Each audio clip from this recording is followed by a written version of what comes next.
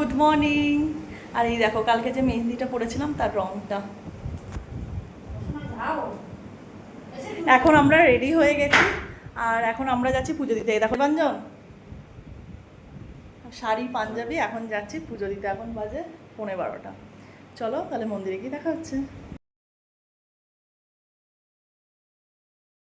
আজকে যে ব্লগটা তোমাদের সাথে শেয়ার করছি সেই দিনটি ছিল আমার আর দেবাঞ্জনের অ্যানিভার্সারি, 3 আগস্ট। তো সকালবেলা ঘুম থেকে উঠেই চলে গেছিলাম মন্দিরে পুজো দিতে। পুজো দেওয়া হয়ে গেল, এখন যাচ্ছি বাড়িতে। চলো। বাড়ি যাওয়ার পথে এসেছিলাম কেকের দোকানে। মিও আমরে কেক তো অর্ডার দিতেই হবে, অনেক পছন্দ করে তারপরে এই কেকটা আমরা নিয়েছিলাম। তো সেখানেই নাম লিখেছিলাম। তারপরে একবারে সোজা চলে গেলাম বিকালে। বিকালে এই যে আমি রেডি হয়ে আমি, বাবা আর পূজা বেরিয়ে যাচ্ছিলাম লজের উদ্দেশ্যে। আর লজে এসে দেখি সাজানো তখনও হয়নি, সবে সাজাচ্ছে। তো তারপরে সাজিয়ে টাজিয়ে চলে এলাম একবারে মেন পর্বে, কেকের দিকে। আর এই কেকটা আমি অর্ডার দিয়েছিলাম, দেখে বলো কিন্তু কেমন হয়েছে। কেকটা কিন্তু সিঁদুরদানি ছিল। তো চলো শুনে নাও আমরা কতটা এনজয় করেছি কেক কাটতে কাটতে। সবাই বল হ্যাপি অ্যানিভার্সারি।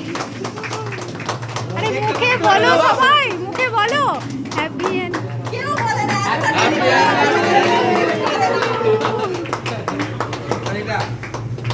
এই তাকাবেন। কেক কাটা দেখাও।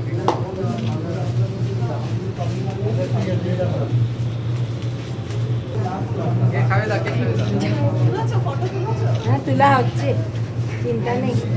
কাটার পর্ব শেষ, এবার চলে এসেছে খাওয়া দাওয়ার পর্বে। আর আমি কিছুটা ভিডিও করে নিলাম, একদমই সময় পাইনি। তারপরে রাত অনেক হয়ে গেছিলো, আমরাও খেতে বসে পড়েছি। পুরো খাবারের মেনুটা ফটো তোলা হয়নি।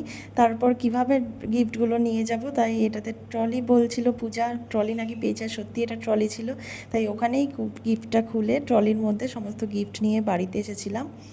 আর দেখে জানিও কিন্তু ট্রলি ব্যাগটা কেমন হয়েছে। আমার খুব পছন্দ হয়েছে কালারটা।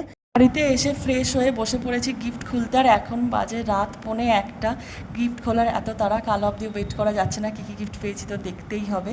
তো আমি আর বাবা বসে পড়েছিলাম গিফট দেখতে।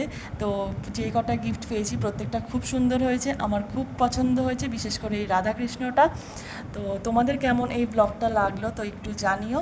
তো আজকে টাটা, আবার দেখা হবে অন্য কোনো একটা ব্লগে। সবাই খুব ভালো থেকো।